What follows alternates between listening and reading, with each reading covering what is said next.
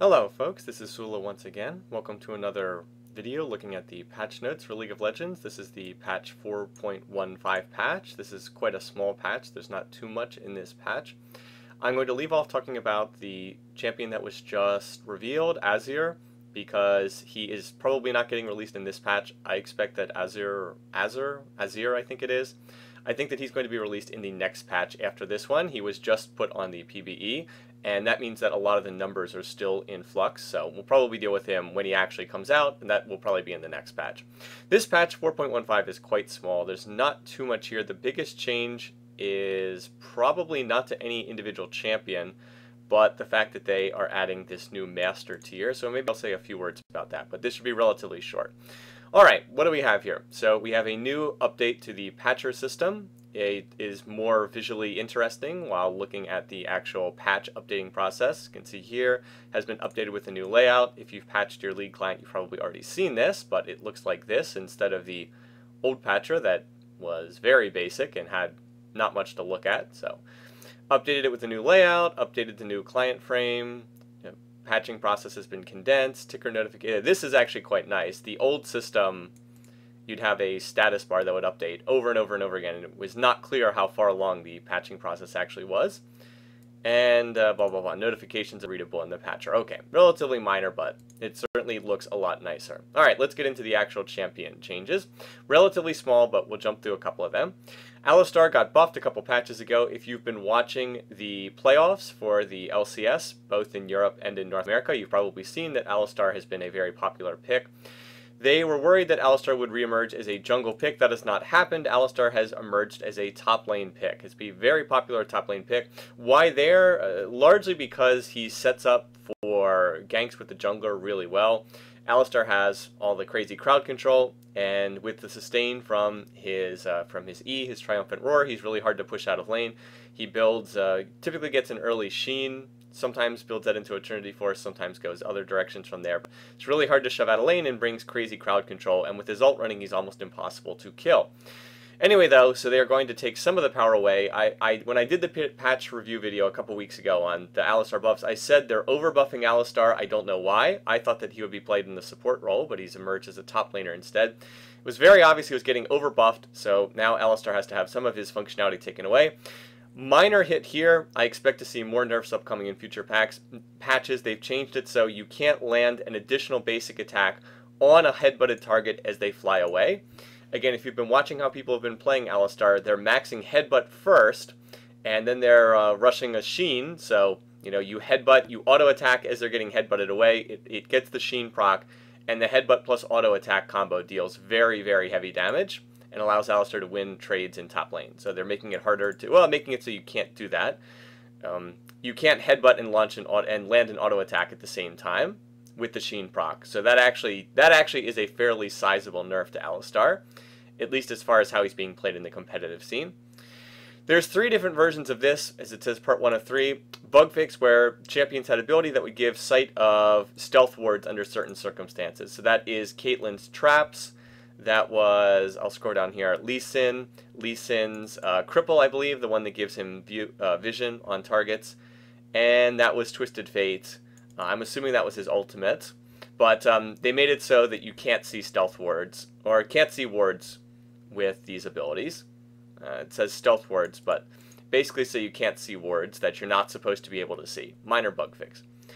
Okay, Fiddlesticks introducing a relatively minor bug, but fixing a relatively minor bug, but this comes out as an overall buff. Fiddlesticks is not especially popular, hasn't been for quite some time. So for those Fiddlesticks players out there, this is kind of nice. In the process of fixing this bug with Fiddlesticks' drain tether, they have just decided to increase the tether range from 750 to 800, so he gets slightly more range on his drain. And the drain will now update every quarter of a second, every 0.25 seconds instead of every half second. Overall damage remains unchanged. It's just it's ticking faster. You get twice as many little ticks on the drain. So overall, this is a buff to drain, slightly higher range, and it ticks more often. So you know, somebody can't step away, and it's harder for someone to step away, basically. Anyway, so it should maintain the old drain feel, but they decided that they would document what they were doing. Relatively minor, but a small little extra functionality for Fiddlesticks players. Collateral damage on Graves' ult. This is not changing the ability, this is changing the tooltip health. They buffed the ability, but they did not change the text on the tooltip. So, as it says, there's no functional change, but they're just documenting it. The in-game client will now correctly display how much damage collateral damage was doing.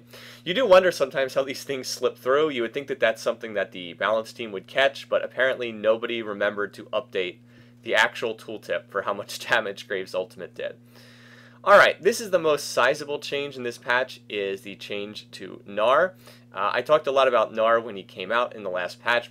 Gnar has not been that popular. A lot of people obviously tried to play him when he came out. His win rate was quite low, and it hasn't really worked that well. That said, I'm still a little bit surprised that Gnar is getting buffs in this patch. I know that his results haven't been that impressive, but I always think it's kind of a bad idea to buff a champion 2 weeks after they've been released, unless it's just clear that they're absolutely terrible. Still feels like people haven't quite figured out how to play Gnar yet. People are still experimenting with different item builds, rune and mastery setups, and just overall how to play this guy. But he's getting buffs, and fairly sizable buffs. I still think that the numbers on Gnar's kit are really high, and once people get more practice on playing him, he's going to be pretty darn strong. But I guess we'll see. Anyway, let's run through the stuff that they've added, that they've changed. Changed the recommended items. I believe that people have figured out that Gnar seems to work best when you build in tanky and work off of max health. A lot of items that increase max health, because a lot of his stuff deals percentage-based damage that scales off how much health he has. They also increased his health regen. Base health regen was very low on Gnar. His base health regen of 3 health per 5. That's actually very, very low. Most champs get significantly higher than that. So that's been buffed to a little bit more standard. Still a bit low, but more in the standard range. Passive, they fixed a bug where Gnar wouldn't get bonus health immediately on transforming. So that's a bug fix, but it's also a buff as well, that he now gets his bonus health immediately when he transforms, not after a delay of a second or so. This is the biggest buff, I'd say, that they have added to Gnar's kit. Basically, they fixed a lot of the problems with the boomerang. The boomerang was a very weird skill. A lot of people had trouble using this. It didn't necessarily flow, sort of throw out in the way you would expect it to go. They've increased the outgoing width. It was only 45, which is a very narrow skill shot. It's now up to 60. That actually makes it significantly easier to hit things with the boomerang. Return width has also been buffed from 70 to 75. I actually had no idea that there was this big of a difference between the outgoing and return width. But anyway, that makes it easier to hit targets with the boomerang. They've increased the minimum speed, and by quite a bit, from 1,000 speed to 1,400 speed. So that's 40% faster. That's a major buff to the boomerang, the increase in the speed. And then finally, the return particles have been improved. This was a weird skill. You can see the boomerang return logic has been improved to better track Gnar. This reminds me a little bit of when Lucian first came out, and Lucian's Q, his piercing light, was like really weird in terms of how it fired. And in the very first patch, Lucian had his Q buffed to make the way that his Q worked be sort of more smooth, more logical, easier to function. That's kind of what they've done here with Gnar. If you also might remember, after Lucian's Q got buffed, he immediately became extremely overpowered and was picked or banned in almost every single competitive match for the next 8 months. Now, I'm not saying that's going to happen with Gnar, but it does feel like buffing the boomerang is kind of the one thing he needed to make his kit work. And now that it's there, it still has all the damage from before, but it's a lot easier to hit, it's faster, and it's much easier to catch and throw the darn thing. So we'll see, but this is a sizable buff. Alright, the rest of it is a little bit more minor. Boulder Throw, Boulder now checks to see if enemy champions are standing really close to Gnar's center point. It now hits them. Boulder now deals its area of effect in a small radius on landing if it hits no enemies. Speed increased slightly, width increased slightly. Gnar can now pick up his thrown boulders after 0.3 seconds instead of 0.5. Again, all minor, but increasing making the skill stronger, a little bit easier to use. W fixed a bug where enemies could sometimes cast spells when Wallop stun was overlapped with Gnar's stun, so bug fix, but again a minor buff. This is also kind of interesting. They added an AP ratio to Gnar, the ultimate that Gnar has, where he basically knocks people back. As I said before, it's basically like a strong version of Alistar, AoE version of Alistar's knockback, area of effect version of the headbutt on Alistar. They added an AP ratio to that. I don't think this skill needed an AP ratio, but it's got one now, so if you build Sheen or Trinity Force or something, you can get bonus AP off of that, or if you have Baron buff or something like that. It's not suggested to stack AP on Gnar. He scales off of AD, so don't build AP, but you do have an AP ratio on this skill. Fixed a bug where Gnar's knockback mini-stun would sometimes be removed too early. Gnar now moves and performed actions after casting Gnar in 0.4 seconds instead of 0.5, so there's a bit less of a cast animation for this. Again, the big changes are to the boomerang toss. I still think that Gnar just has so much stuff on his kit. All of his skills do 2, 3, 4 different things. It's really ridiculous. I still feel like once people get a better sense for how to play him, and they've got his build path down, that he's going to emerge as a strong option in top lane. I really do feel that way. There's just too much packed into this kit. We shall see. I have been wrong before, I may be wrong again, but that's just sort of my gut feeling, even though I know Gnar has not been that impressive. I feel like these buffs should not have gone through for at least a couple more weeks until people get more of a sense on how to play Gnar. Yes, I know his win rate was garbage the first week, but people the first week a champ comes out, the win rate is always garbage because people just are like, "Oh, new champ, let's play the new champ." And they have no idea what they're doing and they lose. You know, that happens over and over and over again. So, we shall see. I would not have given him this many buffs so soon after he first came out, though. I would have liked to have seen some more time before adding even more stuff to Gnar's kit. Anyway, moving on. Already talked about the Lee Sin thing. Rumble, many Rumble bug fixes. Heat management is what separates the good Rumbles from the great Rumbles, so they managed to fix a number of bugs. We'll just run through this real quickly. Fixed a bug where Flame Spitter and Scrap Shield should be more responsible in being affected or not affected by danger zone bonuses if they're cast immediately after going above or below 50 heat, so increasing the responsiveness there to the heat. Fixed a bug where a basic attack would cancel if he was in the middle of attacking when overheat expired. That sounds good. Fixed a bug where Rumble would occasionally not receive bonus magic damage on his first basic attack during overheat. Another bug fix. Fixed a bug where Rumble wouldn't fade out when he entered brush during overheat. Interesting. Fixed a bug where Super Galaxy Rumble would occasionally fire a danger zoned Electro Harpoon missile on his second cast, even if the first cast wasn't in the danger zone. Very strange there. I wonder what was going on. Anyway, nothing too big here, just cleaning up various different mistakes and little errors. Shyvana, they apparently accidentally overbuffed her E, her Flame Breath. It was dealing an extra 20 damage at rank 1. That was not supposed to happen. The damage now accurately reflects the tooltip. They also adjusted the visual particles to better match the damage cone when Shyvana's in her dragon form. So technically this is a nerf to Shyvana, but it's actually a bug fix because she was getting 20 more damage than she was supposed to get at level 1. But I guess that is technically a nerf, even though that wasn't supposed to be happening. People were benefiting from it nonetheless. Sivir, they've realigned the visuals on Sivir's Q, her boomerang blade, to better match the actual hitbox of the spell. It is a small buff, as said. Crossblade now deals damage when not the center, but the edge of the projectile hits an opponent. Before, apparently, you only took damage if it was the actual center hit you. Now you take damage if the edge hits the opponent. And they've increased the range to match the visuals. So, basically, it now matches the visuals for the Boomerang Blade that goes out. Also fixed a bug where basic attacks would cancel whenever Boomerang Blade would begin its return. So, this is, again, minor. It's more of a visual particle thing than anything else, but it is a modest buff to Sivir. Finally, Urgot here. They have actually given some love and care to Urgot. Urgot is the least played champion in League of Legends, for those who don't know. He has the lowest. He is picked and played less often than any other champion in the game. I believe Urgot is the least played and Poppy is the second least played, but I'd have to look back at that.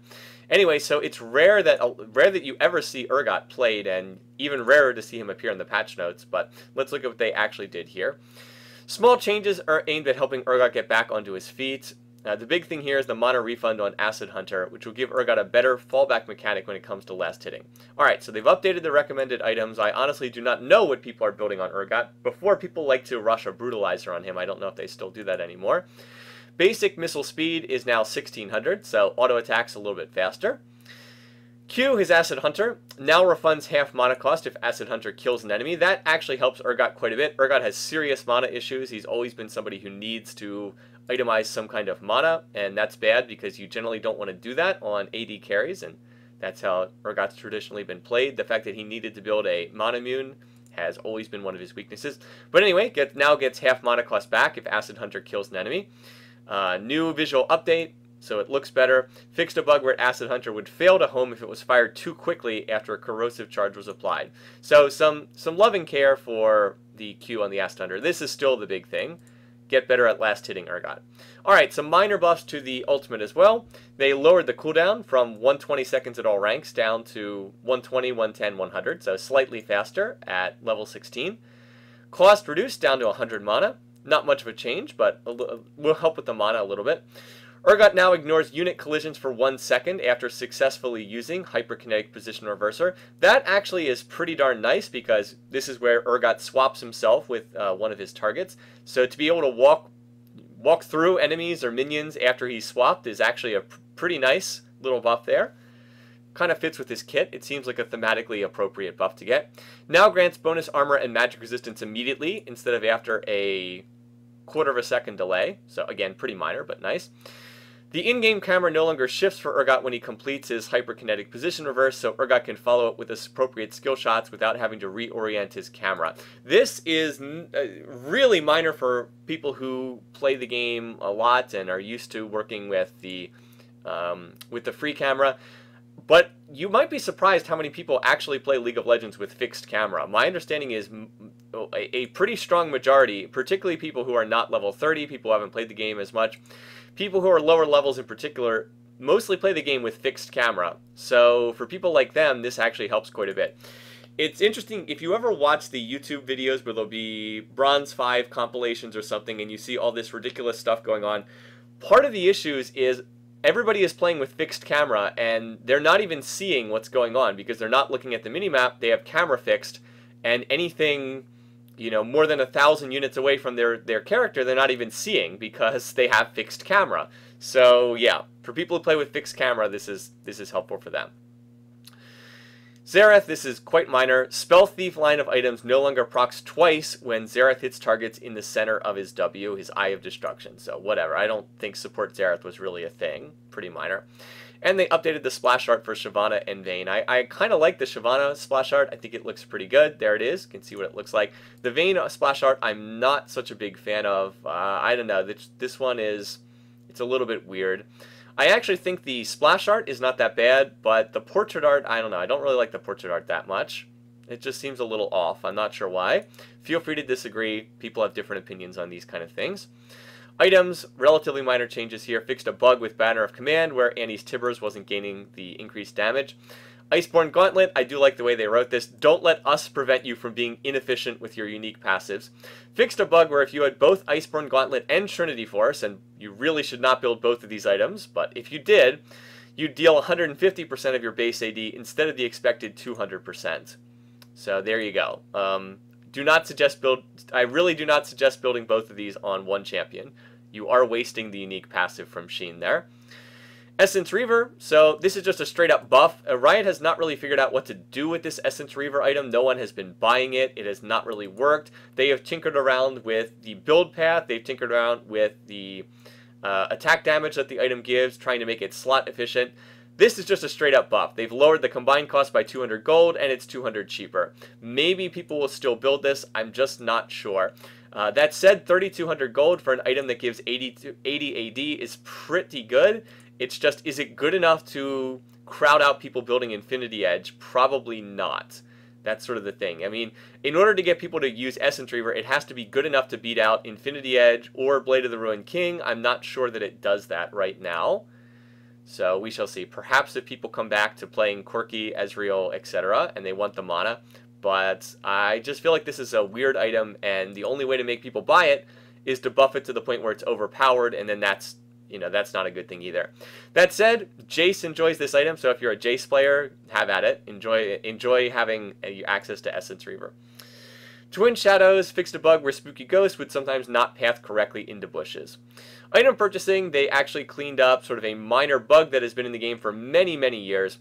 Item purchases, sales, and undos while dead are no longer visible to opponents who have vision on your corpse. This has been in the game for ages and ages. If you've played this game, you probably have been aware of this, but if you die and the enemy team is standing next to your corpse, they would see what you purchased in the shop while dead. Very minor, but whatever. You probably shouldn't be able to see that, so way to clean that up. So minor things with Twisted Treeline, I'm not going to talk too much about this. They decreased the map-wide mono-regen aura, they reduced the cooldown on the blue elixir, and they nerfed Cassiopeia slightly because she's apparently a little too good on this map. On her Miasma, her W. Pantheon on Dominion fixed a bug with him where his passive wasn't blocking shots from the Dominion towers. Leona getting nerfed on both Twisted Treeline and Dominion. 60-second cooldown on Solar Flare. Yeah, you can see how that would be pretty darn good on something like Dominion. And Jarvan also getting nerfed on these maps as well. They increased the cooldown on his passive, and they lowered the armor shred on his Q. Here's probably the biggest change in this patch. They added a new tier, the new Master tier. If you're curious about what Master tier is, basically this is a tier between Diamond and Challenger. The real reason why Riot did this is to fix some of the issues with Challenger at end of season rewards. Last season, at the end of Season 3, there were only 50 slots for Challenger. Now they increased that, I believe, to 200, I think it is. I think it's 200 now. So Challenger was quite small. And anytime you entered Challenger, anytime you won your promotion series and got into Challenger, you would get 7 days where you could not be kicked out of Challenger as a way to build up league points, build up your LP, and then after the 7 days you could get kicked out again. But at the end of the season, so many people were trying to get into Challenger that you were having people... because people had that 7-day period where they couldn't get kicked out of Challenger, people that were winning their promotion series into Challenger were kicking other people out to the point where you had people with 700-800 LP at the top tier of the Challenger ladder were getting kicked out. They were basically getting Q-sniped by people who had just made it into Challenger for the first time. It was a bad situation, basically. You had people waiting until the final 24, waiting until the last 2 or 3 days of the season and then trying to qualify for Challenger because otherwise they get kicked out by people who just won their promotion series. Anyway, that's the whole idea behind Master Tier, is to provide a way for people to move beyond Diamond and not be having people getting knocked out of Challenger at the end of the season. Basically, it is, every 24 hours the Challenger updates. Yeah, Tier now rotates on a 24-hour schedule. There's no Challenger immunity. And only people who are in Master have a chance to get promoted into Challenger. Right, so Master Tier shares the same LP ladder into Challenger. It's basically just the top 200 people in Master are Challenger. That's pretty much what it is.